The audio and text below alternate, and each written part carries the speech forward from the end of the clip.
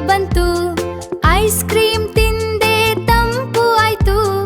ಮಾವು ಹಣ್ಣಿಗೆ ರುಚಿಯಾಯ್ತು. ತಂಪು ನೀರು ಕುಡಿದು ನಗೋಣ. ಬೇಸಿಗೆ ದಿನದಲ್ಲಿ ಆಟ ಆಡೋಣ.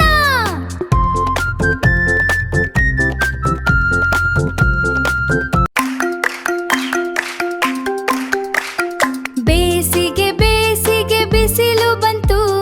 ಸೂರ್ಯನು ಹಸಿ ನಗುತ್ತಾ ಬಂತು. ಐಸ್ ಕ್ರೀಮ್ ತಿಂದೆ ತಂಪು ಆಯ್ತು.